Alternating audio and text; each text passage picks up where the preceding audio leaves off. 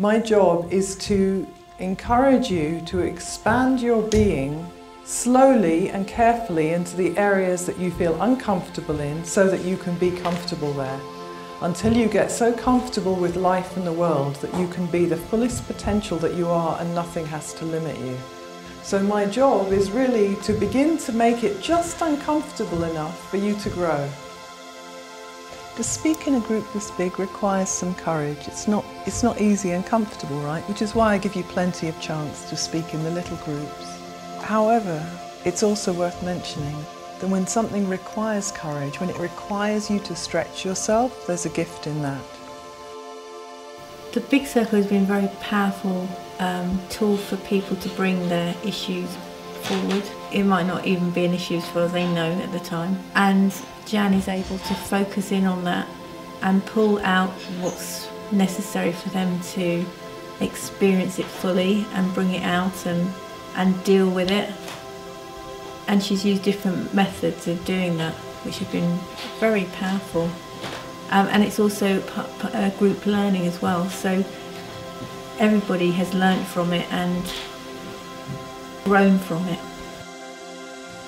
So I'm going to play a piece of music and you're going to have about 5 minutes. During that 5 minutes, I want you to draw a picture of what relationship is for you. This morning was an exercise where we as a couple had to draw a shared picture of our relationship. We had coloured pastels. The emphasis was on being not intellectual about it. We weren't trying to draw something, trying to get it right, and just allow a stream of consciousness to emerge, and we can talk about it afterwards.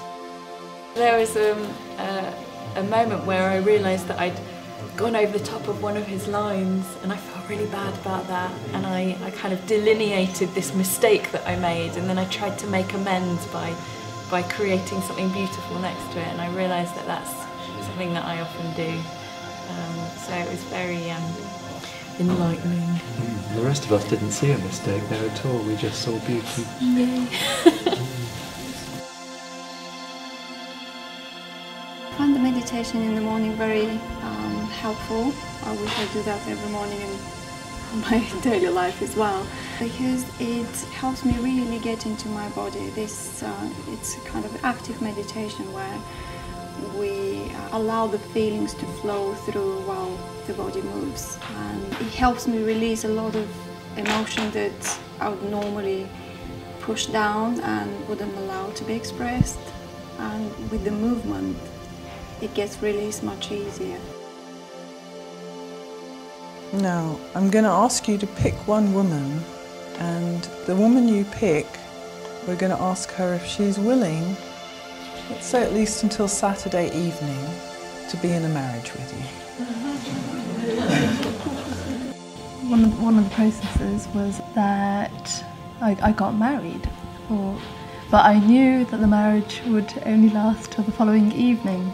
And even though I didn't know this person, the interactions were really interesting, and how much you suddenly have invested in the other person and how much expectation you can feel from a stranger. I felt like I was being placed into a role. I felt like it meant I had to be supportive, it meant I had to try and be there, it meant I had to communicate. This is not a school test. This is about, did I understand you? I really want to understand you. So when you're listening from the point of view of really trying to understand the person you're listening to. Really trying to get inside their skin and seeing what the world looks like from their perspective. The process was that we were to have a conversation with somebody, with two witnesses, and to have a conversation about something difficult. And we were practicing really hearing each other and saying what we've heard, and also acknowledging the feeling that was going on for them. And I worked with a man who actually I didn't know at all, but I could still be able to say, I know it's not about you, but I'm still feeling this.